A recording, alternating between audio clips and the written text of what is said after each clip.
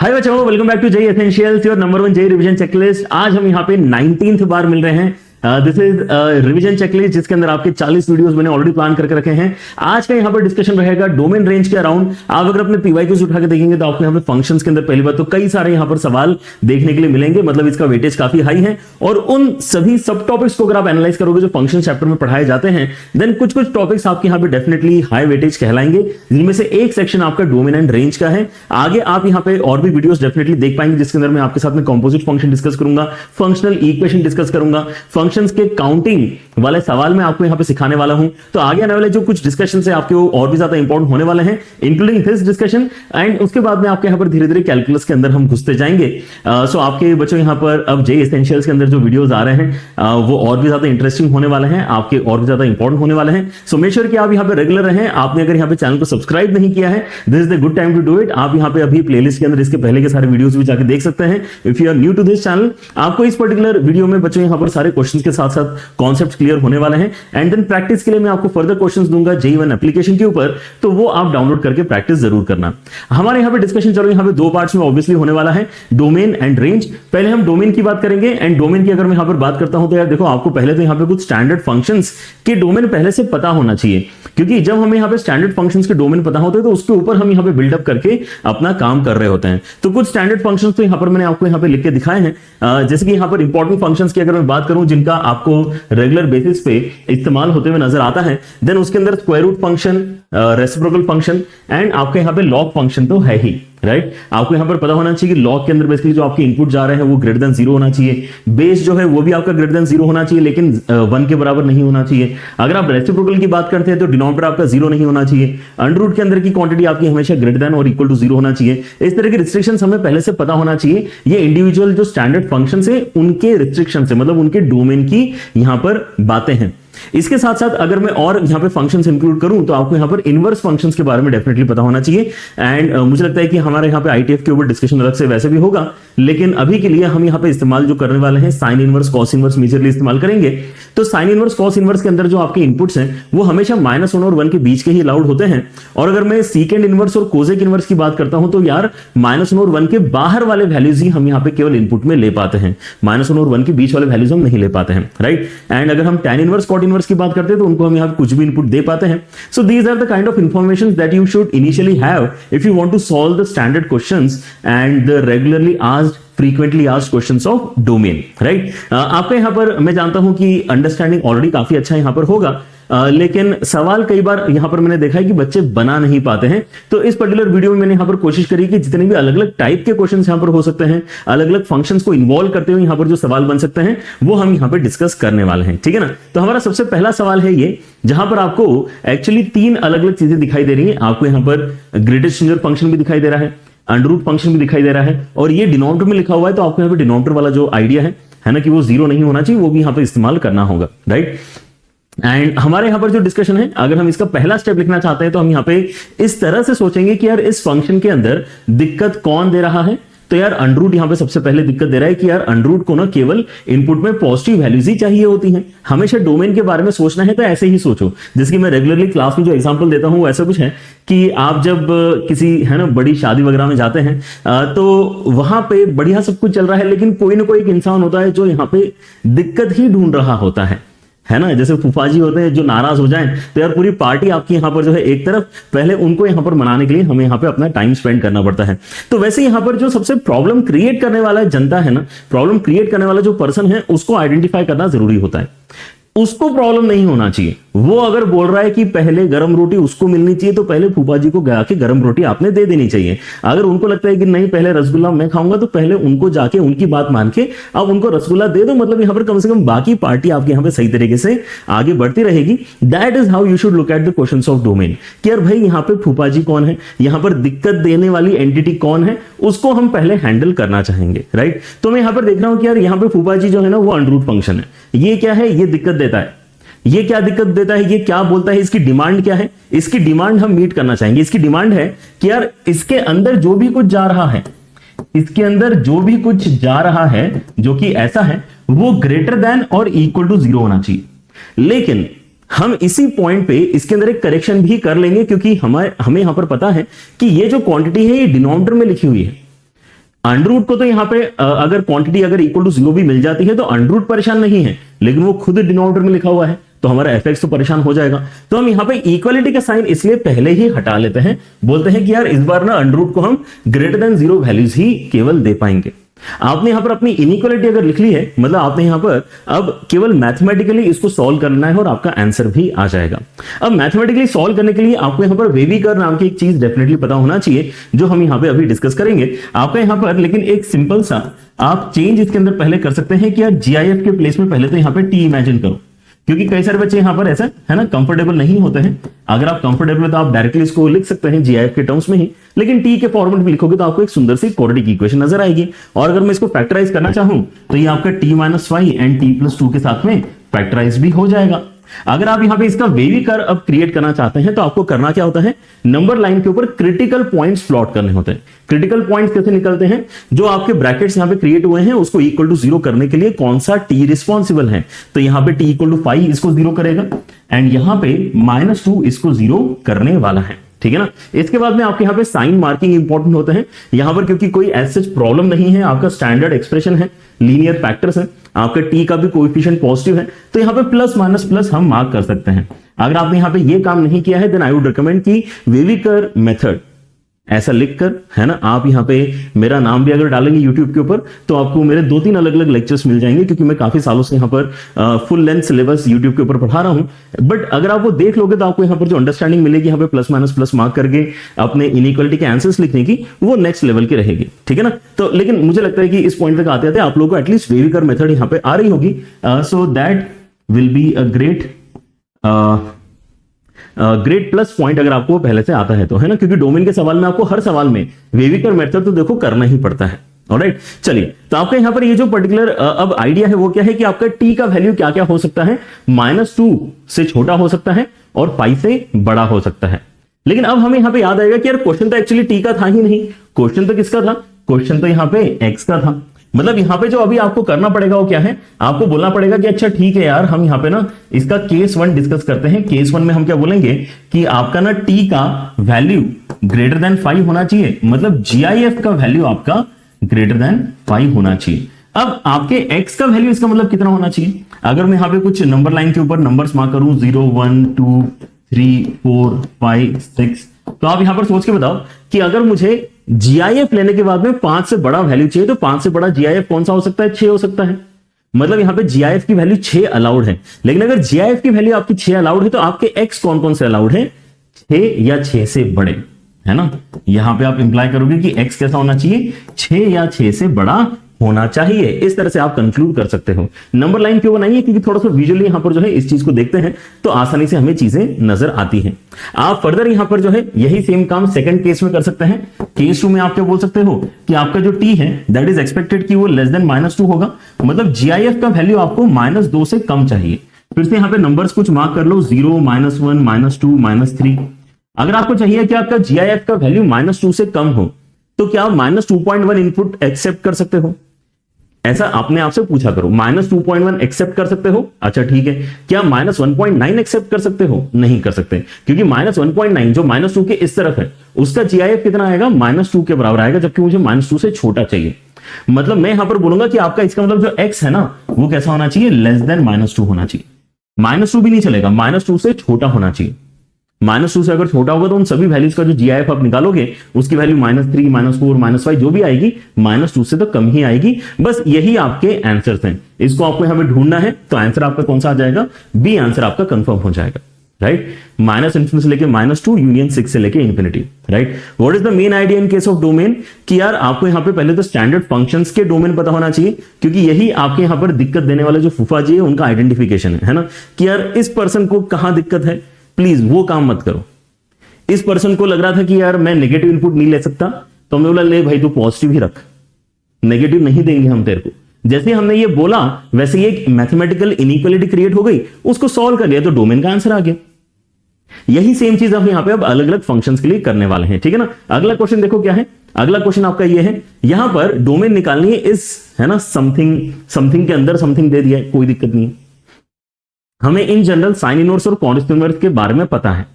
Sine inverse और cos inverse के बारे में हमें क्या पता है कि यार ये ना -1 से लेके 1 के बीच के ही इनपुट एक्चुअली अलाउ करते हैं। तो अगर कॉस इनवर्स, सोच के देखो, अगर कॉस इनवर्स के अंदर कुछ भी आपने लिखा है तो वो जो भी कुछ है ये अलाउड तभी बोलेंगे इसको जब वो -1 और 1 के बीच की वैल्यू होगी, नहीं तो हम अलाउ ही नहीं कर सकते भाई, ठीक है ना। तो आप यहां पर क्या बोल सकते हो कि 2 sine inverse of what ever that is 1/4x² - 1 upon pi, ये जो भी कुछ आपने कॉस इनवर्स के अंदर लिखा हुआ है ये हमेशा -1 और 1 के बीच का ही होना चाहिए, तभी हम यहां पे है ना आगे कुछ बात करेंगे, नहीं तो हम तो बात भी नहीं करेंगे, ठीक है। ऑलराइट, चलिए तो आप यहां पर अब क्या करोगे है ना, π/2 ऐसा करो तो थ्रू आउट मल्टीप्लाई कर लो, π/2 मल्टीप्लाई करोगे तो यहां पर आ जाएगा -π/2, बीच में आ जाएगा साइन इनवर्स के अंदर समथिंग 1/4x² - 1 एंड उसके बाद में आपका आ जाएगा 1, सॉरी π/2 नहीं, क्योंकि π/2 थ्रू आउट मल्टीप्लाई किया है।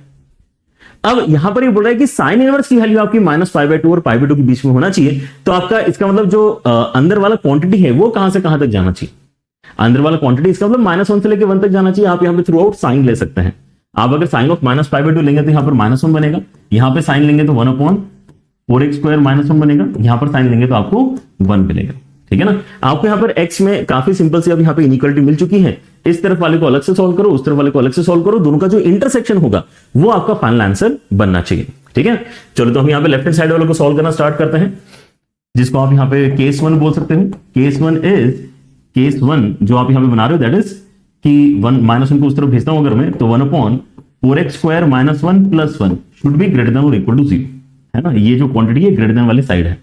अगर आप यहां पे +1 करके देखते हैं तो आपको यहां पे 4x² अपॉन 4x² - 1 मिलेगा, इस बात को चेक करो जल्दी से, राइट। 4x² है ना, 1 और -1 तो कैंसिल हो जाएंगे एलसीएम लेने के बाद में, तो ये आपके उसमें अभी बचा हुआ है।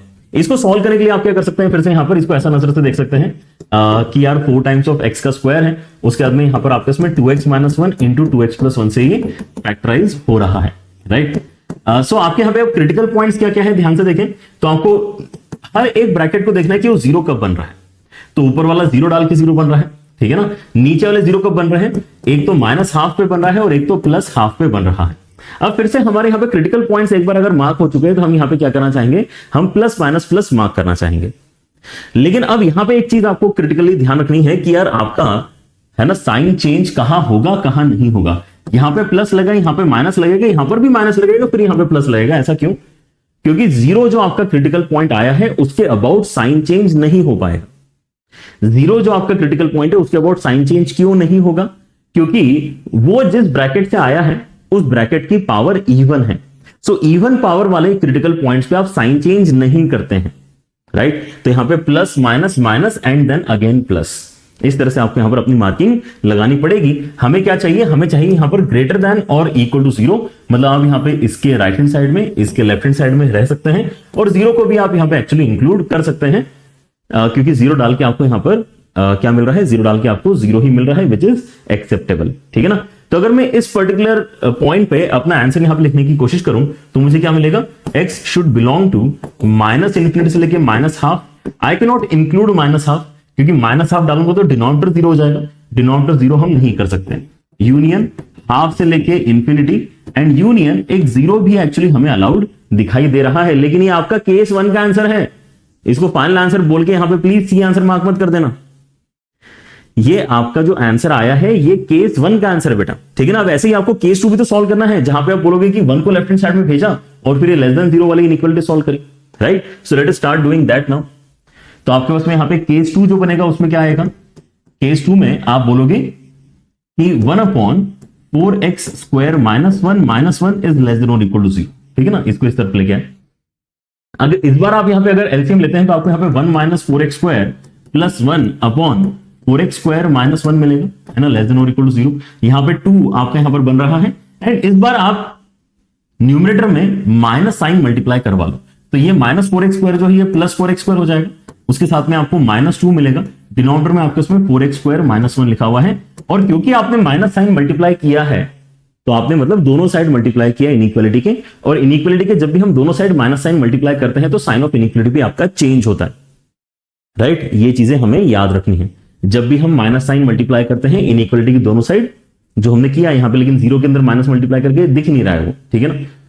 तो साइन ऑफ इनइक्वालिटी लेकिन आपका चेंज होना चाहिए, है ना, यहां से यहां तक साइन ऑफ इनइक्वालिटी आपका चेंज क्यों हुआ है? I guess this is important to notice. तो यहां पे आप अगर इसको देखते हैं तो यहां से 2 तो आपका वेस्ट हो जाएगा, उसके साथ में आपका √2x - 1 एंड √2x + 1 जैसा कुछ फैक्टराइजेशन आप कर सकते हैं। डिनोमिनेटर में आप फिर से यहां पे 2x - 1 एंड 2x + 1 जैसा फैक्टराइजेशन कर सकते हैं। आपको ग्रेटर देन और इक्वल टू 0 फिर से इस बार कैलकुलेट करना है। इस बार आपके 4 क्रिटिकल पॉइंट्स आने वाले हैं। यहां पे 2 कॉमन निकाल के आई होप सारे बच्चों ने फैक्टराइजेशन अच्छे से कर लिया होगा।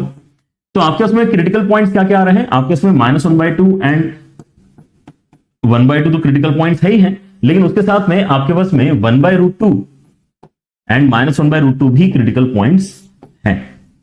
अब इस बार मैं अगर यहां पे प्लस माइनस प्लस मार्क करता हूं तो plus minus plus minus plus इस तरह से मेरे पास में आने वाला है। मुझे ग्रेटर देन और इक्वल टू 0 चाहिए, मतलब यहां पे जो पॉजिटिव वाले हैं, है ना, पॉजिटिव होता है ग्रेटर देन और इक्वल टू 0, पॉजिटिव वैल्यूज को ही तो हम ग्रेटर देन 0 बोलते हैं। तो यहां पर इसलिए पॉजिटिव वैल्यूज आपको सिलेक्ट करनी है। ऑलराइट, तो ये जो तीनों सेक्शन है ये हम अपने आंसर में ले सकते हैं, केस 2 के आंसर में ले सकते हैं। ये हमारा केस 2 का आंसर है। लेकिन अब फाइनल आंसर क्या होगा? फाइनल आंसर इन दोनों का इंटरसेक्शन होगा, क्योंकि हमें ये भी कंडीशन सेटिस्फाई करवानी है और ये कंडीशन भी सेटिस्फाई करवानी है। अब यहां पर ध्यान से देखो, ये क्वेश्चन देखने में तो काफी छोटा था, लेकिन इसके अंदर जो आपके स्टेप्स क्रिएट होते जा रहे हैं, क्योंकि मल्टीपल इनइक्वालिटीज आपके यहां पर बन रही हैं, इसलिए यहां पर समय थोड़ा सा डेफिनेटली आपको देना पड़ेगा इस क्वेश्चन को एंड टू एंड सॉल्व करने के लिए। Right, so the last step which remains is कि हमें क्या करना पड़ेगा, यहां पे इन दोनों का कॉमन सॉल्यूशन सिलेक्ट करना पड़ेगा। ठीक है ना, तो एक है हमारे पास में -½ से लेके हाफ, इसके बीच में आप यहां पे वैल्यूज एक्सपेक्ट कर रहे हो, एंड देन 1/√2 के बाहर एंड -1/√2 के लेफ्ट हैंड साइड में ये वाली वैल्यूज एक्सेप्ट कर रहे हो। और जो आपका ये वाला सेक्शन है, ये वाला सेक्शन क्या है? -½ के पीछे, -½ के पीछे है, एक 0 है और आपका हाफ के आगे है। ठीक है ना, तो अगर आप कॉमन रीजन यहां पे अगर देखते हैं कि कौन से ऐसे रीजन है जहां पे येलो भी है और ग्रीन भी है, तो आप यहां पे नोटिस करोगे कि आपके पास में एक तो ये वाला सेक्शन है, एक ये वाला सेक्शन है, एंड इंटरेस्टिंगली एक ये वाला सेक्शन भी है ना, जो 0 पे बेसिकली आपको वैल्यू दोनों में मिल रही है। येलो पे भी 0 अलाउड है एंड ग्रीन में भी 0 अलाउड है। तो आपके यहां पे आंसर क्या आएगा? -1/√2 के पीछे, मतलब -∞ से लेके -1/√2, उसके बाद में 1/√2 के आगे, तो 1/√2 से इंफिनिटी, एंड देन एक्स्ट्रा 0 भी आप आंसर में ले पाओगे। That's how you can understand the questions of domain. समय देना पड़ सकता है, लेकिन कोई दिक्कत नहीं है। यहां पर हमने -1/√2 एंड 1/√2 इंक्लूड किया है आंसर में। एक बार हम भी अपने सॉल्यूशन को देख लेते हैं, क्या मुझे यहां पे 1/√2 और -1/√2 लेना अलाउड है? हाँ, क्योंकि इक्वल टू 0 अलाउड है, तो यहां पे ये वाले वैल्यूज एक्चुअली में आंसर में इंक्लूड कर सकता हूं। ठीक है ना, ये मैं आंसर में इंक्लूड कर सकता हूं। तो चलो यहां पर हम भी क्या कर लेते हैं, स्क्वायर ब्रैकेट लगा लेते हैं। यहां पे चेकिंग और ज्यादा इंपॉर्टेंट हो जाती अगर ओपन ब्रैकेट वाला भी ऑप्शन हमारे पास होता तो। ठीक है ना, हालांकि नहीं है, इसलिए नहीं चेक करके भी यहां पे मार्क करेंगे तो सही आएगा, बट देन हमने एक्चुअली चेक किया, तो यहां पे हमने भी अपना आंसर थोड़ा सा बेटर कर लिया है। चलिए, तो अब यहां पे अगला क्वेश्चन देखते हैं। नेक्स्ट क्वेश्चन है आपका यहां पर ये वाला, ये भी आपका काफी एक स्टैंडर्ड पैटर्न का सवाल है, जो आप सबको करते आना ही चाहिए। इसके अंदर क्या होता है कि दो अलग अलग फंक्शंस आपको यहां पर दिए हुए, दोनों को अलग अलग सॉल्व करना पड़ता है, और फिर उनके जो आंसर है उनका इंटरसेक्शन आपके यहां पे फाइनल आंसर बनता है। ठीक है ना, तो चलो यहां पर हमारे पास में जो दोनों इंपॉर्टेंट फंक्शंस है ना, वो क्या है? एक तो साइन इनवर्स है और एक हमारे पास में लॉग है। साइन इनवर्स की दिक्कत है कि यार उसको -1 और 1 के बीच के इनपुट्स अलाउड हैं, और लॉग को प्रॉब्लम है कि यार वो केवल 0 से बड़े ही आंसर्स ले सकता है। इन चीजों को बेसिकली हमें अप्लाई करना होगा। राइट, सो पहले हम यहाँ पे पार्ट 1 डिस्कस कर लेते हैं इसका। पार्ट 1 इन द सेंस कि यार साइन इनवर्स की प्रॉब्लम पहले स्टडी करते हैं।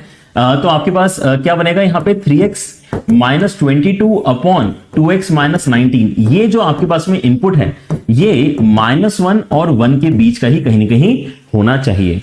राइट, मतलब हमें यहां पर क्या करना पड़ेगा, दो अलग अलग इनइक्वालिटी अब यहां पे सॉल्व करके देखनी होंगी। ऑलराइट, चलिए, तो आपको यहां पर सबसे पहले क्या करना चाहिए, लेफ्ट हैंड साइड वाली इनइक्वालिटी में 1 को भेजना है उस तरफ, 1 को भेजना है इस तरफ, और आपको मिल क्या जाएगा, आपको मिलेगा 3x - 22 upon 2x - 19 plus 1 greater than और इक्वल टू 0 यहां पर आपको मिलेगा। एलसीएम अगर आप यहां पे लेते हैं तो कितना हो जाएगा, 5x - 41 upon 2x - 19 greater than और इक्वल टू 0। तो आपके पास में यहां पे जो क्रिटिकल पॉइंट्स इस बार आए हैं काफी ऑब्वियस है ना, क्या क्या है? एक तो आपके पास में 41 अपॉन 5 एक क्रिटिकल पॉइंट है, और एक आपके पास में 19 अपॉन 2 क्रिटिकल पॉइंट है। प्लस माइनस प्लस अगर आप करते हैं तो आप यहां पे इक्वल टू भी क्योंकि लगा है, इसलिए आप 41/5 जिससे न्यूमरेटर 0 बन रहा है, उसको अपने आंसर में एक्चुअली ले सकते हैं। बाकी अदरवाइज तो ग्रेटर देन 0 मतलब पॉजिटिव वैल्यूज आपको कंसिडर करने हैं। जहां पे डिनोमिनेटर 0 होता है उसको तो हम टच भी नहीं कर सकते, उसको हम यहां पे अपने आंसर में नहीं लेना प्रेफर करेंगे। ऑलराइट, फिर आपके पास में जो सेकंड सिनेरियो बनेगा यहां पर वो क्या है कि यार मैं अब 1 को लेफ्ट हैंड साइड में भेजूंगा तो क्या बनेगा यहां पे 3x minus 22 upon 2x minus 19 minus 1 less than और इक्वल टू 0 आएगा। राइट, तो यहां पे जब आप एलसीएम लेंगे तो यहां क्या होने वाला है, यहां पर हो जाएगा आपके यहां पे x minus 3 upon 2x minus 19 is less than और इक्वल टू 0। इसको अगर आप एनालाइज करते हैं तो आपके क्रिटिकल पॉइंट क्या क्या है इस बार, आपके क्रिटिकल पॉइंट में एक तो 3 आ रहा है और एक तो आपके इसमें 19 अपॉन 2 आ रहा है, प्लस माइनस प्लस आप इस तरह से मार्क करो।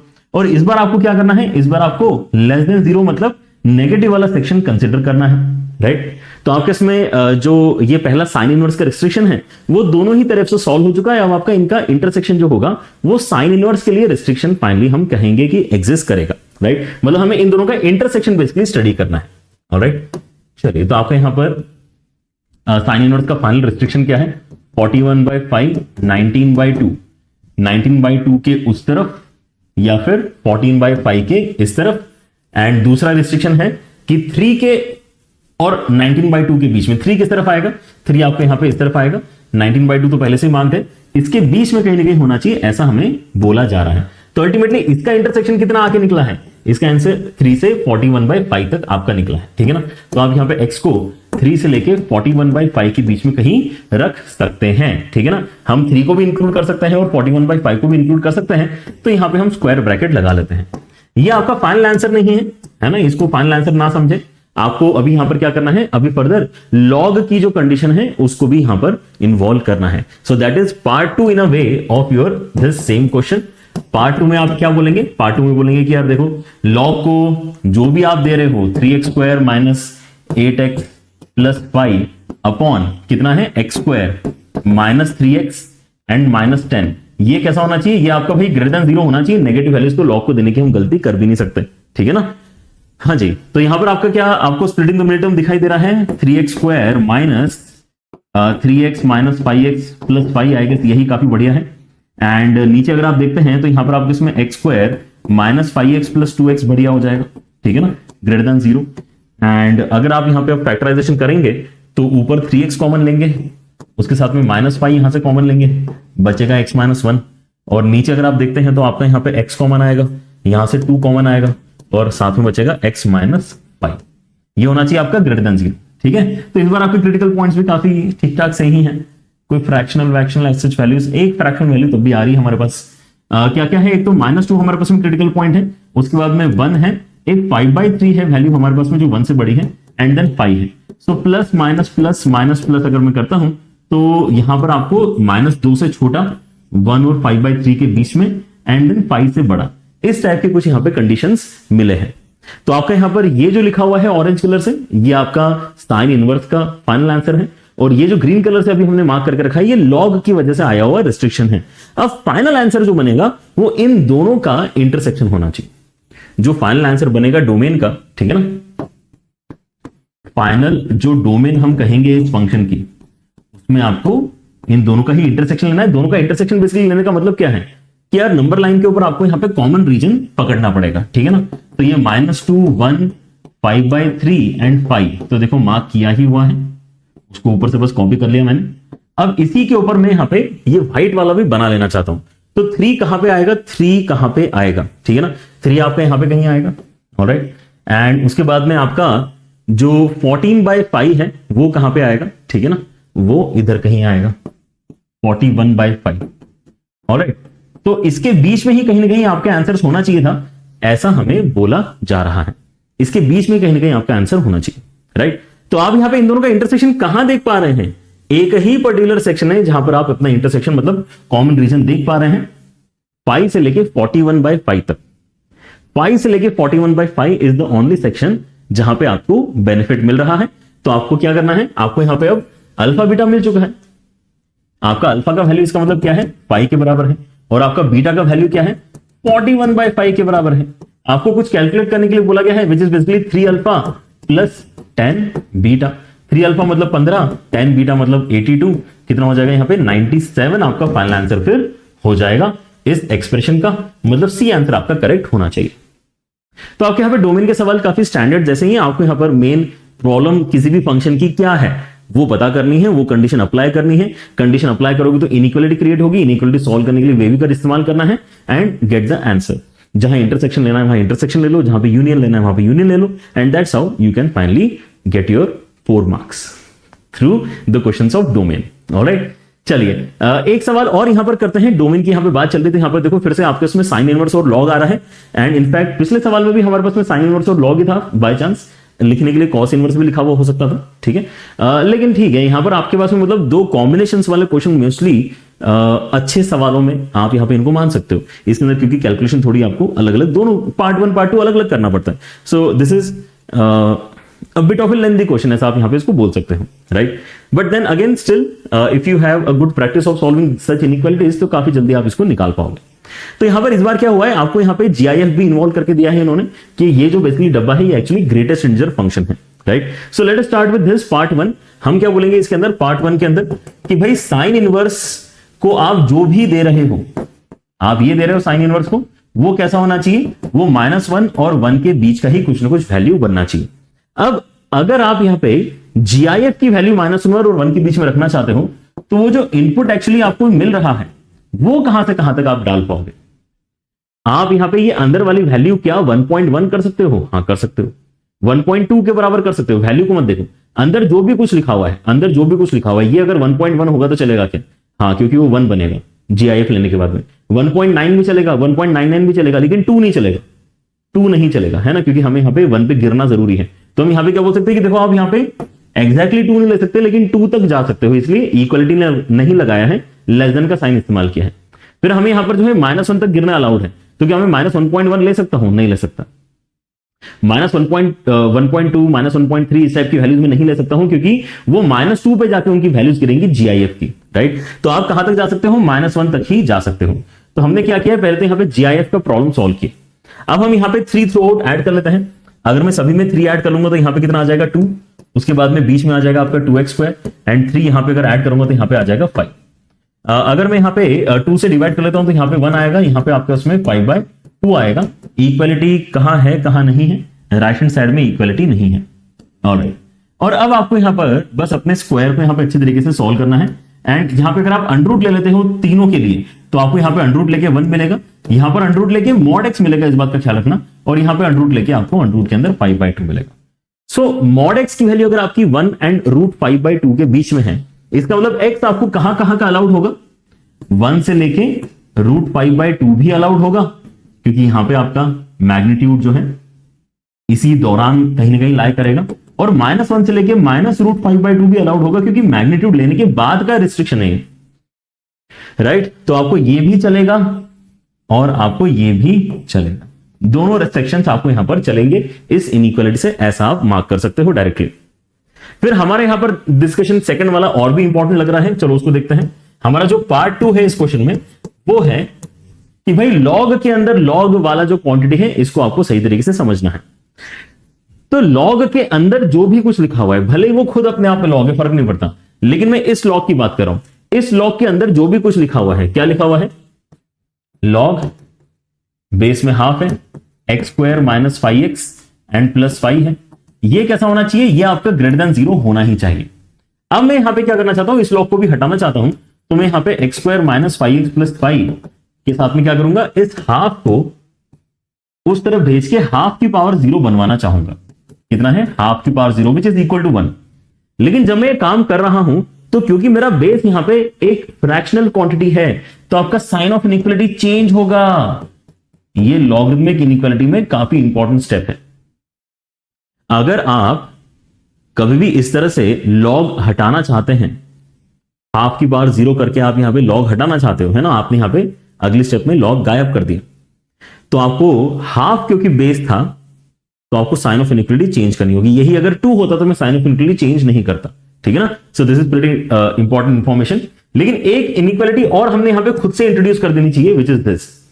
क्यों, क्योंकि ये जो ब्रैकेट है x² - 5x + 5 ये खुद एक लॉग के अंदर है, तो उस लॉग की भी तो दिक्कतें सुननी पड़ेंगी आपको, समझ रहे हो ना। ये लॉग की दिक्कत हमने सुन ली, लेकिन अगले वाले लॉग की दिक्कत क्या है कि उसके अंदर जो लिखा है वो भी आपका पॉजिटिव होना चाहिए।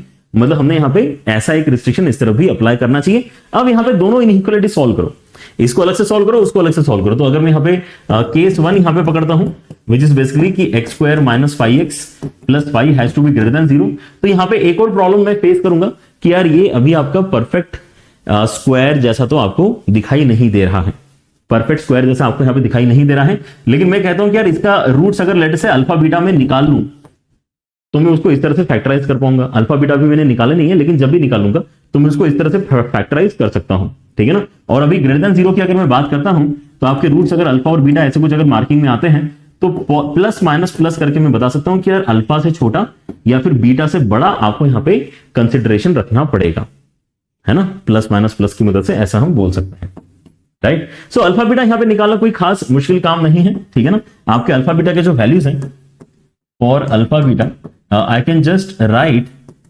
द फॉर्मूला, है ना, minus B plus minus under the root minus B plus minus under the root B square minus 4ac upon 2a। तो ये कितना बन रहा है, ये बन रहा है आपका 5 plus minus root 5 upon 2, right. So यहां से आप कंक्लूड क्या कर सकते हो कि आपके पास में छोटा वाला जो अल्फा है that is 5 minus root 5 upon 2, जो बड़ा वाला आपका बीटा है that is 5 plus root 5 upon 2, and इस बड़े वाले के राइट हैंड साइड में छोटे वाले के लेफ्ट हैंड साइड में ऐसा आप सेक्शन इंक्लूड कर सकते हो, ठीक है ना। तो जैसे आपके इसमें पिछले सवालों में क्या हो रहा था कि फैक्टराइजेशन आप डायरेक्टली कर पा रहे थे, अगर आप नहीं कर पाते हो तो इस तरह से आपको यहां पर अपना काम चलाना पड़ता है। Alright, so this is it. And अगर आप यहां पे अब क्या इंक्लूड करना चाहोगे इसके साथ में, आप यहां पे अभी पार्ट 2 में केस 2 अब यहां पे इंक्लूड करना चाहोगे। तो व्हाट इज केस 2? केस 2 कहता है कि यार आपके पास में इस तरफ वाली जो इनइक्वालिटी है उसको अब यहां पे पकड़ो, है ना। अभी हम इस तरफ वाली इनइक्वालिटी को पकड़ रहे हैं और पहले हमने किसको पकड़ा था, पहले हमने इस तरफ वाली इनइक्वालिटी को पकड़ा था, ठीक है। ऑलराइट, सो आपका जो केस 2 में हम यहां पे इनइक्वालिटी पकड़ रहे हैं उसके अंदर यहां पे 1 है, तो आपको x square minus 5x plus 4 मिल जाएगा, समझ रहे हो। ये बेसिकली वैल्यू आपकी 1 के बराबर है, इस तरफ जाएगा तो यहां पे 4 बनेगा, और ये एक्चुअली ज्यादा इजी है, ये x minus 1 and x minus 4 के साथ में फैक्टराइज हो रहा है। तो आप इसके अंदर 1 एंड 4 क्रिटिकल पॉइंट्स बोल के लेस देन है तो 1 एंड 4 के बीच की वैल्यू लेना है, ऐसा कमेंट कर सकते हैं, ठीक है। अभी आपको करना क्या पड़ेगा, अभी आपको यहां पे इन दोनों का इंटरसेक्शन लेना पड़ेगा, लेकिन यहां से तो पार्ट 2 का आंसर आएगा, उसका इंटरसेक्शन इसके साथ में लेना पड़ेगा, तो आपका फाइनल आंसर निकला है, ऐसा आप कह सकते हो, ठीक है ना। तो आप या तो क्या करो, आप यहां पे ये तीनों एक साथ ही मार्क कर लो और अल्टीमेटली इंटरसेक्शन ले लो। आप पहले इनका इंटरसेक्शन लोगे, फिर वो जो आंसर आएगा उसका इंटरसेक्शन इसके साथ में लोगे, या फिर तीनों का ही इंटरसेक्शन एक साथ ले लो, that can also work for अस।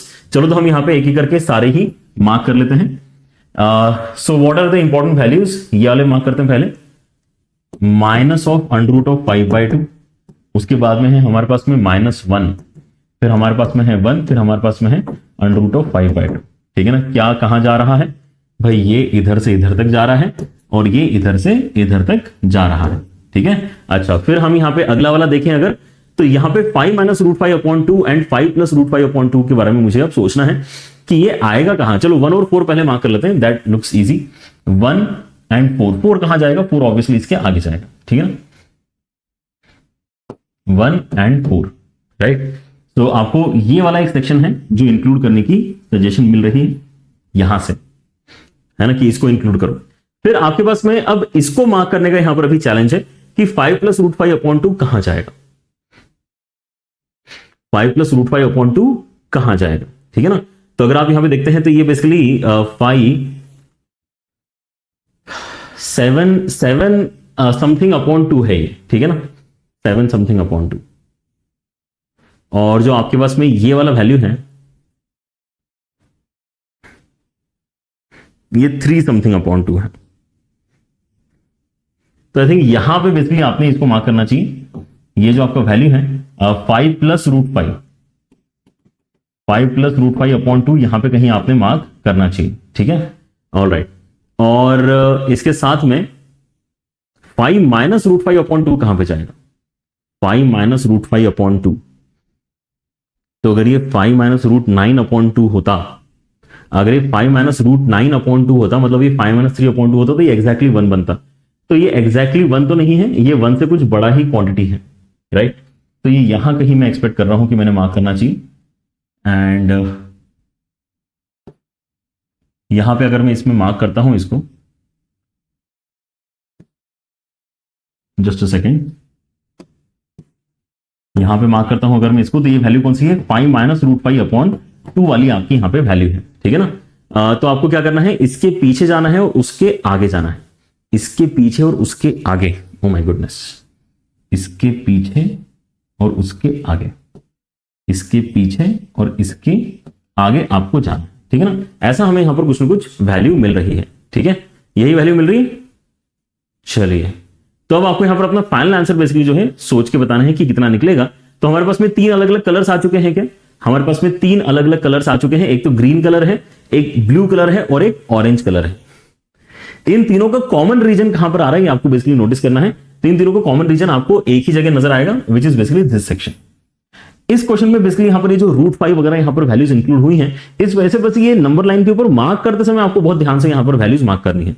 अगर यही बेसिकली आपके इंटीजर्स ही होते या कोई ऐसे बढ़िया वाले फ्रैक्शंस होते हैं, ठीक है ना, रूट 5/2 की जगह केवल 5/2 टाइप का अगर नंबर होता तो सोचना ज्यादा आसान होता कि यहाँ कहां पे क्या चीज आएगी, है ना। इनफैक्ट आपने भी देखा होगा कि यहाँ पर मैं भी थोड़ा सोच समझ के यहाँ पर जो है मार्किंग कर रहा था कि भाई कौन सी वैल्यू कहां पे आना चाहिए, ठीक है ना। तो मैं कैसे सोच रहा था कि यार रूट 5 की जगह रूट 9 होता तो क्या बनता, है ना, रूट 9 क्योंकि मुझे सॉल्व करते आता, राइट, उससे एक अच्छा नंबर बनता। यहाँ पर भी 5 प्लस रूट 9 अगर होता तो कहां जाता ये, ठीक है ना। तो ये बेसिकली आपका एग्जैक्टली 4 पे जाता। अगर ये 5 प्लस रूट 9 अपॉन 2 होता तो ये एग्जैक्टली 4 जाता, लेकिन ये एग्जैक्टली 4 नहीं है, थोड़ा सा पीछे है, तो यहां पर मैंने इसको मार्क किया। तो आपके यहां पर फाइनल आंसर बन कितना आ रहा है, 1 से लेके 5 माइनस रूट 5 अपॉन 2 ही आपका फाइनल आंसर बन रहा है। मतलब सी आंसर आपके यहां पे करेक्ट है, इसको आप फाइनल मान सकते हैं। जब भी आपके इसमें यहां पे इस तरह से 2 अलग अलग सेक्शंस आएंगे या 3 सेक्शंस आएंगे, तो समझ जाओ कि आपको यहां पे बहुत सारे केसेस सॉल्व करने हैं, ठीक है ना। साइन इनवर्स कॉस इनवर्स जब भी आएगा तब भी समझ जाना कि यार एक ही पार्ट के अंदर फर्दर केसेस बनेंगे, क्योंकि आपको साइन इनवर्स हो चाहे कॉस इनवर्स हो, इस तरफ की इनइक्वालिटी अलग से सॉल्व करनी पड़ती है, इस तरफ की इनइक्वालिटी अलग से सॉल्व करनी पड़ती है, ठीक है ना, जैसे कि यहां पर आपने देखा है ना। And that's it, that's how you can basically solve the questions of domain. And मुझे लगता है कि हमने यहां पे लगभग सारे ही पैटर्न्स कवर कर लिए हैं। आप इन क्वेश्चंस को एक बार फिर से प्रैक्टिस करना। आपको यहां पे फर्दर प्रैक्टिस के लिए मैं डोमेन के और भी सवाल अपने J1 की एप्लीकेशन पे देने वाला हूं, उनको भी प्रैक्टिस करो, ठीक है ना। जितना प्रैक्टिस करोगे उतना ही आपको यहां पर कॉन्फिडेंस आएगा इस तरह के सवालों में। And now let us switch to the second section of the day, which is range, calculation of range of a given function. तो यहां पर रेंज ना पूछ के इस सवाल में पर्टिकुलरली क्या बोला इन्होंने, मैक्सिमम एंड मिनिमम वैल्यू यहां पर इस तरह की टर्म आपको दी गई है। सो मैक्सिमम और मिनिमम भी यहां पर ठीक है, आप अगर रेंज निकालते हैं तो आप अल्टीमेटली ये बोल रहे हैं ना, यहां से लेके यहां तक आपके आउटपुट्स आ सकते हैं, तो यहां से लेके यहां तक में ये मिनिमम हो गया, ये आपका मैक्सिमम हो गया, right. So that way you can think of it. चलिए, let the sum of the maximum and minimum values of this function be m by n, जहां पे m और n का जीसीडी आपका 1 के बराबर है, देन m प्लस n का वैल्यू आपका कितना बनना चाहिए, राइट। और ये आपका डेफिनेटली एक नोन पैटर्न है जिसको हम क्वाड्रेटिक अपॉन क्वाड्रेटिक, है ना, बोलते हैं। एंड आपके यहां पर क्रॉस मल्टीप्लिकेशन वाली मेथड हम यहां पे इस्तेमाल करेंगे इसको सॉल्व करने के लिए। आप इसको डायरेक्टली भी स्टार्ट कर सकते हैं, लेकिन मेरा सजेशन होगा कि आप इसको डायरेक्टली स्टार्ट ना करें, है ना। आप इसको y बोल के क्रॉस मल्टीप्लाई करके, है ना, बहुत सारे बच्चों के दिमाग में ऑलरेडी कैलकुलेशन स्टार्ट हो चुकी होगी, राइट, वही करेंगे, ऐसा नहीं कि वो नहीं करेंगे, लेकिन आप यहां पे इसको थोड़ा सिंप्लीफाई अगर कर सकते हो तो आपने पहले कर लेना चाहिए। कैसे, आप यहां पर ऊपर लिखो इसको 2x square plus 3x plus 8 and minus 6x, चलेगा।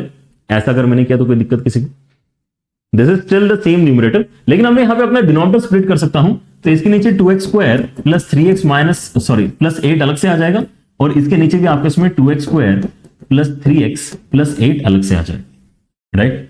सो इससे बेनिफिट क्या हुआ है कि यहां पर एक अलग से 1 आपका क्रिएट हो गया है। तो fx जो है ये 1 माइनस समथिंग है, 3x upon 2x square plus 3x plus 8।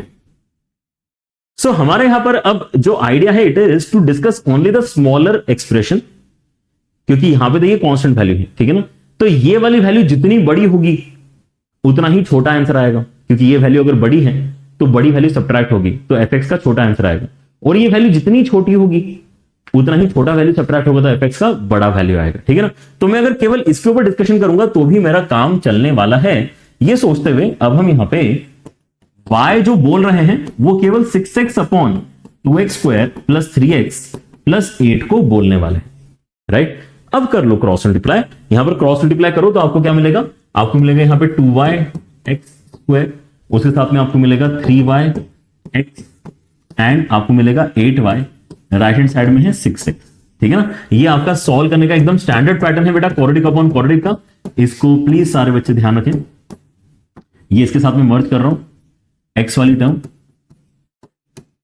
And now here comes the logic. Logic ये है कि यार अगर यहां से मैं एक क्वाड्रेटिक इन x अगर इसको देखता हूं तो मुझे तो x के आंसर्स रियल चाहिए ना। मुझे यहां पर जो x है वो ऑब्वियसली यहां पर मैं सारे वैल्यूज जो इनपुट में डालूंगा वो रियल वैल्यूज ही डालूंगा, तो यहां से इस इक्वेशन से जो सॉल्व होकर आना चाहिए वो भी रियल वैल्यूज ही आना चाहिए। ये लॉजिक होता है, और क्योंकि ये लॉजिक हम देते हैं इसलिए हम अगली स्टेप में बोलते हैं कि यार इस इक्वेशन का डिस्क्रिमिनेंट आप ग्रेटर देन और इक्वल टू 0 करवा दो, है ना। नेगेटिव हो जाएगा तो इमेजिनरी आ जाएगा, तो आपको इमेजिनरी नहीं चाहिए। तो जैसे आप कहते हो कि आपको डिस्क्रिमिनेंट ग्रेटर देन और इक्वल टू 0 चाहिए, मतलब 3y माइनस 6 का whole square b square minus 4ac, ये आपको ग्रेटर देन और इक्वल टू 0 चाहिए। तो ये क्या लिखा हुआ है, 3y माइनस 6 का होल स्क्वायर, और यहां पे ये तो 8y का ही स्क्वायर लिखा हुआ है, तो इसको सॉल्व करना काफी इजी हो गया। a plus B into A minus B, A square minus B square, ऐसा हो जाएगा, right.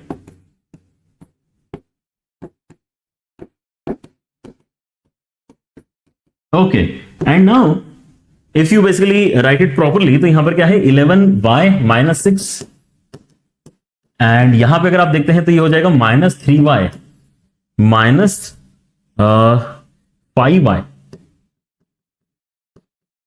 Minus 5y and minus 6, ये हो जाएगा आपका ग्रेटर देन और इक्वल टू 0।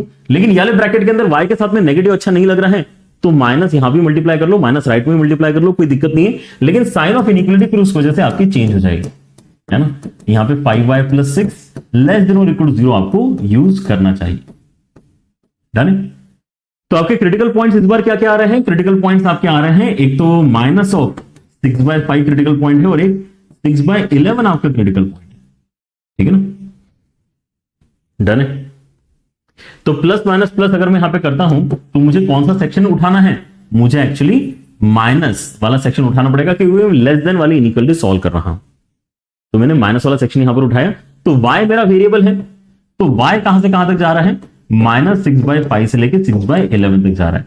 लेकिन ये आपका मैक्सिमम और मिनिमम वैल्यू नहीं है, ये तो आपके y आपने किसको बोला है, y आपने इस चीज को बोला है, तो इस चीज का मैक्सिमम और मिनिमम वैल्यू अभी आपके हाथ लगा है। आपको तो fx का मैक्सिमम और मिनिमम चाहिए, राइट। तो अब आप यहां पर ये काम करो, ओहो, अब आप यहां पर बोलो कि यार fx का मिनिमम वैल्यू कितना होगा। तो fx का मिनिमम वैल्यू अगर चाहिए तो आप जितना ज्यादा से ज्यादा सब्ट्रैक्ट करा सकते हो उतना सब्ट्रैक्ट करा दो। तो 6/11 सब्ट्रैक्ट कराना चाहता हूं मैं इसके अंदर, 6/11 लिख के अगर सब्ट्रैक्ट करोगे तो 5/11 आपको मिलेगा। और fx का अगर आप मैक्सिमम वैल्यू चाहते हैं तो क्या करोगे, जितना कम से कम सब्ट्रैक्ट कराना चाहो उतना करो, ठीक है ना। तो ये माइनस 6/5 यहां पे सब्स्टिट्यूट करो, माइनस 6/5 यहां पे सब्स्टिट्यूट करोगे, माइनस माइनस प्लस हो जाएगा, तो ये 11/5 आपका बनेगा। ये मैक्सिमम है, ये आपका मिनिमम है, राइट। फिर क्या बोला है, the sum of the maximum and minimum values. अगर आप इसका सम करते हैं तो कितना आ जाएगा, सम अगर आप यहां पे करते हैं तो हो जाएगा, दोनों को ऐड करोगे तो 55 एंड देन 121, 25 एंड 121, एंड नीचे आ जाएगा आपका 55, है ना, यहां पे आएगा 25। ऑलराइट, सो ये आपका बेसिकली जो वैल्यू बना है, इस सम को इसने बोला है कि m/n के बराबर आप इसको बोलो, राइट। सो m/n जो आपका यहां पर बना है दैट इज बेसिकली 146/55 के बराबर, डन है। तो आपका अब यहां पे फाइनल आंसर क्या होगा, आपका फाइनल आंसर यहां पे m+n वाला वैल्यू होगा। तो m+n कितना हो जाएगा, जल्दी से चेक कर लो, m+n आपका यहां पर हो जाएगा बेसिकली 201 के बराबर, ठीक है। सो 201 आपके यहां पे फाइनल आंसर बनना चाहिए। क्लियर हो गया। आपके यहां पर जो रेंज निकालने के क्वेश्चन है उनमें से ये वाला पैटर्न जो है काफी इंपॉर्टेंट है, जहां पे आप लीनियर अपॉन क्वाड्रेटिक हो चाहे क्वाड्रेटिक अपॉन क्वाड्रेटिक हो, है ना, y बोलते हो, क्रॉस मल्टीप्लाई करते हो, क्रॉस मल्टीप्लाई करके जो क्वाड्रेटिक बनती है उसको ग्रेटर देन और इक्वल टू 0 करते हो, डिस्क्रिमिनेंट उसका, डिस्क्रिमिनेंट वाला जो आपका ग्रेटर देन 0 वाला इनइक्वालिटी है उसको जब आप सॉल्व करते हो तो आपको रेंज पता चल जाती है, ठीक है ना। लेकिन हमारे क्वेश्चन में y was the not final expression, तो हमने यहां पे फिर फाइनल एक्सप्रेशन की मैक्सिमम मिनिमम वैल्यू अलग से फर्दर कैलकुलेट करी, ठीक है। ऑलराइट, और क्या हो सकता है? आपका ये वाला सवाल भी काफी इंटरेस्टिंग है, क्योंकि आप यहाँ पे रेंज के अंदर ही नोटिस करोगे कि आपको क्वेश्चन टू क्वेश्चन यहाँ पर अप्रोच काफी अलग अलग तरीके से इस्तेमाल करने की जरूरत पड़ सकती है। वही हम यहाँ पे एक्चुअली डिस्कस भी कर रहे हैं अलग अलग सवालों के थ्रू। होता क्या है कि आपके पास में डोमेन के अंदर तो एक ही आइडिया है, जो दिक्कत दे रहा है उसको आप यहाँ पे बोल दो कि ठीक है, फिर आपको यहाँ पे दिक्कत है तो वो आपको इनपुट नहीं देंगे, ठीक है ना। इनइक्वालिटी बनाओ, सॉल्व करो।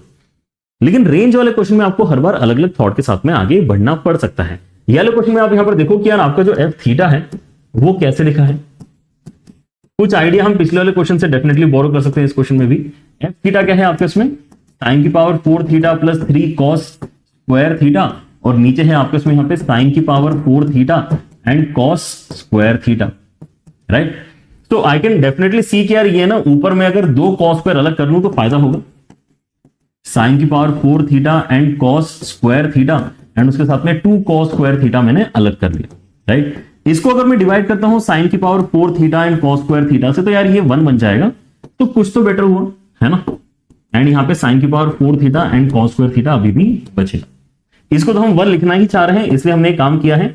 एंड अब जो एक्सप्रेशन आपको बचा है इसके अंदर आएगा, सारे बच्चों को फील होना चाहिए कि देखो यहां पे कॉस स्क्वायर, यहां पे कॉस स्क्वायर, ये भी अगर कॉस होता तो हम बेटर फील तो करते फॉर श्योर, ठीक है ना। तो उस फीलिंग के साथ में आपने यहां पर इसको 1 माइनस कॉस स्क्वायर का होल स्क्वायर लिख के अभी ओपन कर लेना चाहिए, ठीक है ना।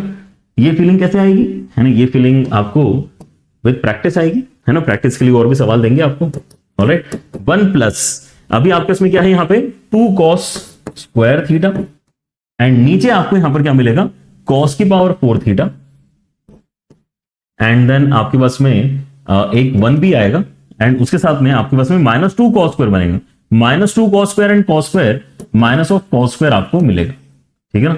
अब यहां तक तो मेरे ख्याल से कोई खास दिक्कत नहीं है, लेकिन इसके बाद में आपको दिखाई एक चीज देना चाहिए कि यार अगर मैं न्यूमरेटर डिनोमिनेटर को कॉस स्क्वायर से डिवाइड कर देता हूं, 1 को तो अलग रहने दो, लेकिन यहां पे अगर आप कॉस स्क्वायर से डिवाइड कर दोगे तो यहां पर आपको कॉस स्क्वायर थीटा मिलेगा, 1 को डिवाइड करोगे तो सीकेंड स्क्वायर थीटा मिलेगा, एंड इसको डिवाइड करोगे तो -1 मिलेगा।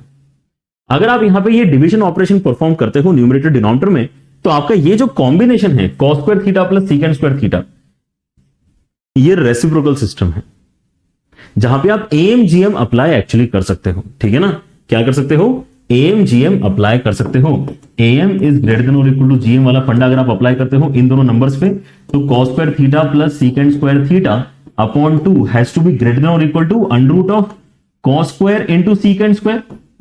तो ये दोनों कैंसिल करके 1 बनाएगा, ये उस तरफ भेज के 2 बनाएगा। मतलब आपको ये पता चला कि ये जो आपके पास में थीटा में एक एक्सप्रेशन है, कौन सा एक्सप्रेशन, ये वाला एक्सप्रेशन, ये वाला ब्रैकेट, ये वाला ब्रैकेट आपका 2 या उससे बड़ा ही है, तो कम से कम तो देखो 2 बनेगा ये, अदरवाइज तो उससे बड़ा ही बनेगा। अगर आप यहां पे 2 डालते हो तो 2 - 1 बन के 1 बना, 2 को डिवाइड करके 2 बना, और यहां पे +1 करके 3 बना। मतलब आप यहां पे जो एफ थीटा की मैक्सिमम वैल्यू यहां पे क्रिएट कर पाओगे, एफ थीटा की जो मैक्सिमम वैल्यू आप क्रिएट कर पाओगे दैट इज ओनली 3। और एफ थीटा की मिनिमम वैल्यू आप यहां पे अगर क्रिएट करना चाहते हो तो देखो आप क्या बोलोगे कि यार ये 2 से बड़ा है ना, कितना बड़ा, बहुत बड़ा हो सकता है, बहुत बड़ा हो गया मतलब इंफिनिटी हो गया, इंफिनिटी हो गया तो 2/∞ आपका 0 हो गया। अगर ये 0 को टेंड करेगा मतलब ये 1 को टेंड करेगा, फिर फाइनल वैल्यू आपका, ठीक है ना। तो फाइनल वैल्यू आपका टेंडिंग टू 1 है, या 1 बोल रहे आप इसको, तो आपके यहां पे जो अल्टीमेटली रेंज आप बोलोगे वो क्या बोलोगे, 1 से लेके 3 आप अपना रेंज बोलोगे, ठीक है ना, 1 से लेके 3। हालांकि यहां पर ओपन ब्रैकेट आना चाहिए, क्वेश्चन में उन्होंने क्लोज ब्रैकेट लिखा है, ओपन ही होना चाहिए, हो सकता है यहां पर टाइपो हो, है ना, टाइपिंग एरर हो सकता है यहां पे, बट हमारा तो ओपन इंटरवल यहां पे 1 से लेके क्लोज इंटरवल 3 तक आंसर रेंज का आया है, right. So this is what becomes the value of alpha and beta. और अगर ये अल्फा बीटा के वैल्यू से, तो अब आगे सवाल जो है वो और थोड़ा इन्होंने एक्सटेंड करवाया है, थोड़ा और समय आपका स्पेंड करवाया है। क्यों, क्योंकि वो क्या बोल रहे हैं, then the sum of the infinite GP whose first term is 64 and common ratio is alpha by beta. तो कॉमन रेशियो आपका क्या आ जाएगा अभी यहां पे इस डिस्कशन को देखते हुए, कॉमन रेशियो आपका 1/3 आ जाएगा। फर्स्ट टर्म आपका यहां पे 64 उसने दे रखा है, आपसे यहां पे इनफाइनाइट टर्म्स का सम पूछा है S infinity, which is basically a/1 minus common ratio, तो ये हो जाएगा आपका 64/2 इंटू 3, मतलब ये हो जाएगा आपका 96 के बराबर, है ना, 32 इंटू 3 करके 96 आपका यहां पर फाइनल आंसर बनता है। तो ये ग्रीन वाला जो सेक्शन है ये कोई खास उतना ट्रबलसम नहीं है। मेन जो यहां पे कॉन्सेप्ट था it was about the range itself, ठीक है, फाइनल आंसर लेकिन क्या है इसका 96 इसका फाइनल आंसर बना है। ऑलराइट, रेंज के सवालों में और क्या करना पड़ सकता है, जैसे कि इस सवाल को देखो, रेंज के सवाल में एक और आइडिया होता है which is the idea of monotonicity. आपको यहां पर अगर ये पता है कि साइन इनवर्स फंक्शन जो अपने आप में है वो एक इंक्रीजिंग फंक्शन है, तो आप काफी कंफर्टेबली ये बात बोल सकते हो कि यार मैं फिर अंदर वाले को ही बस स्टडी कर लेता हूं, अंदर वाला जो वैल्यू है ये जितना छोटा हो सकता है वो मुझे बता दो, और अंदर वाला वैल्यू जितना बड़ा हो सकता है वो मुझे बता दो। अगर मैं ये गारंटी कर लेता हूं कि यार कितना बड़ा और कितना छोटा ये बनेगा, तो जितना छोटा बनेगा वही साइन इनवर्स में डाल के सबसे छोटी वैल्यू आएगी, जितना बड़ा बनेगा उतनी बड़ी वैल्यू साइन इनवर्स में डाल के बड़ी वैल्यू आएगी, क्योंकि साइन इनवर्स इंक्रीजिंग फंक्शन है। तो ये मोनोटोनिसिटी का कॉन्सेप्ट है, इंक्रीजिंग मतलब मोनोटोनिसिटी, ठीक है ना। तो हम यहां पे इस बात का फायदा उठाते हैं कि साइन इनवर्स आपका एक मोनोटोनिक फंक्शन है, इंक्रीजिंग फंक्शन है। So let us just find the range of x square upon x square plus 1। अब यहां पे सॉल्व करने के तो बहुत सारे तरीके हैं, एक तरीका जो आपके साथ में शेयर कर रहा हूं, डिस्कस कर रहा हूं, वो कौन सा है, X in terms of Y लिखने वाला आपका तरीका, ठीक है ना। तो यहां से आप क्या देख सकते हैं कि यार आपके पास में y is equal to X square minus X square Y ऐसा बना है। आप यहां से एक्स स्क्वायर कॉमन निकाल के डिवाइड कर सकते हैं, तो एक्स स्क्वायर आपको यहां पे y अपॉन 1 माइनस वाई ऐसा मिलेगा, राइट। ये जो आपके उसमें x की वैल्यू आई है इन टर्म्स ऑफ y, अगर आप इस एक्सप्रेशन का डोमेन निकाल लोगे ना तो वो ओरिजिनल क्वेश्चन की रेंज होगी, है ना। मतलब आप यहां पे इस एक्सप्रेशन की रेंज अल्टीमेटली बता पाओगे। तो इसका डोमेन, इस एक्सप्रेशन का डोमेन एक्चुअली आपको यहां पे बताना होता है। तो थॉट क्या है, अगर आपको किसी भी एक्सप्रेशन की रेंज बतानी है तो आप उसको इक्वल टू y बोलो। तो y in terms of x लिखा हुआ है, उसको चेंज करो, उसको x in terms of y convert करो, और x in terms of y आपको जो मिला है उस एक्सप्रेशन की अब डोमेन निकालो। तो डोमेन निकालने के लिए आपके क्रिटिकल पॉइंट्स क्या है, 0 एंड 1 है। लेकिन इस बार जो आपका साइन मार्क करेंगे वो माइनस प्लस माइनस होगा, क्योंकि यहां पर y आपका नेगेटिव साइन के साथ में लिखा हुआ है। आप यहां पर जैसे अगर यहां पे कोई फ्रैक्शनल वैल्यू 1/2 डालते हो तो क्या आप डाल सकते हो इसके अंदर, ये चेक करो। हाँ, तो 1/2 आप डाल सकते हो, लेकिन क्या आप इसके अंदर 2 डाल सकते हो, नहीं डाल सकते, है ना। तो आपको क्या चाहिए यहां पे y upon 1 minus Y, y upon 1 minus Y actually आपको ग्रेटर देन 0 चाहिए, है ना। And that actually happens between 0 and 1, ठीक है, बिटवीन 0 एंड 1। लेकिन आप यहां पे 0 इंक्लूड कर सकते हो और 1 इंक्लूड एक्चुअली अपने आंसर में नहीं कर सकते हो। 0 इंक्लूड कर सकते हो और 1 अपने आंसर में इंक्लूड नहीं कर सकते हो। तो हमें क्या पता चला कि साइन इनवर्स के अंदर जो इनपुट है वो कहां से कहां तक बेसिकली बन पा रहा है। साइन इनवर्स का जो ग्राफ होता है वो ऐसा होता है, ऑलवेज इंक्रीजिंग। ये 0 है, ये 1 है, ये -1 है, ठीक है। लेकिन अब अगर आप यहां पे अपने इनपुट को एनालाइज करते हो तो इस बार वो जो भी बन रहा है, वो उसकी जो भी रेंज है वो तो केवल 0 और 1 के बीच की ही है। मतलब 0 और 1 के बीच के आंसर्स ही कौन एक्सेप्ट कर रहा है, ये वाले जो आंसर से कौन एक्सेप्ट कर रहा है, साइन इनवर्स एक्सेप्ट कर रहा है। तो साइन इनवर्स अगर 0 और 1 के बीच के आंसर्स को एक्सेप्ट कर रहा है तो इसकी मदद से जो बनने वाले वैल्यूज हैं उतने ही बनेंगे। आपका इतना सा ही ग्राफ बेसिकली बनने वाला है। लेकिन 1 फाइनली आप इनपुट में नहीं डाल पाओगे, लेकिन 0 आप इनपुट में डाल पाओगे। मतलब आपका जो आउटपुट है उसके अंदर भी π/2 एग्जैक्टली नहीं बन पाएगा, लेकिन एग्जैक्टली 0 बन पाएगा, राइट। लेकिन बाहर 4 का भी मल्टीप्लीकेशन है, तो 0 के साथ में 4 मल्टीप्लाई करोगे तो 0 आएगा, लेकिन π/2 के साथ में 4 मल्टीप्लाई करोगे तो 2π आएगा। लेकिन 2π पे आपका ओपन ब्रैकेट आना चाहिए, क्योंकि आप एग्जैक्टली 1 नहीं क्रिएट कर पा रहे हैं, right. So that's how you need to think. तो आपको यहां पर है ना थोड़ा सा ऑप्शन 1 एंड ऑप्शन 3 में भी यहां पर जो है डिस्टिंक्शन करते आना चाहिए, राइट। ऑलराइट, चलिए, तो there is one more pattern जो आपको यहां पर है ना थोड़ा सा इंटरेस्टिंग लग सकता है। क्वेश्चन पूछने का तरीका यहां पर थोड़ा सा क्योंकि अलग है, इसलिए इसको भी हम डिस्कस कर रहे हैं। And what should we do here, क्या बोला गया है, एफ जो है वो ये गंदा सा एक्सप्रेशन जिसके अंदर m 2 जगह लिखा है, ठीक है ना। एक तो यहां पर लिखा है और एक तो यहां पर लिखा है। फॉर सम m यहां पर हो क्या रहा है कि इसकी रेंज आपको दे रखी है, समझ रहे हो। इस क्वेश्चन में अच्छी बात क्या है कि आपको रेंज दे रखी है और यहां पे जो अननोन m है उसके ऊपर आपको कमेंट करना है। तो आप यहां पे ऐसा करो कि यार इसकी रेंज में पहले खुद से निकालने की कोशिश करो कि अगर मैं यहां पे सोचना शुरू करूं तो मैं क्या बोल सकता हूं कि यार sin x minus cos x ये जो ट्रिग्नोमेट्रिक एक्सप्रेशन है इसका आंसर तो मुझे पता है कि -√2 से लेके +√2 के बीच में होगा।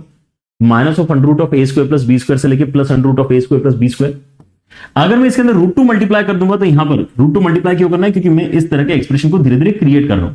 तो सबसे बेसिक एक्सप्रेशन से मैंने स्टार्ट किया, रूट 2 मल्टीप्लाई करूंगा तो यहां पर -2 आएगा, यहां पर root 2 times of sine x minus cos x, और यहां पर आपका 2 आएगा, राइट।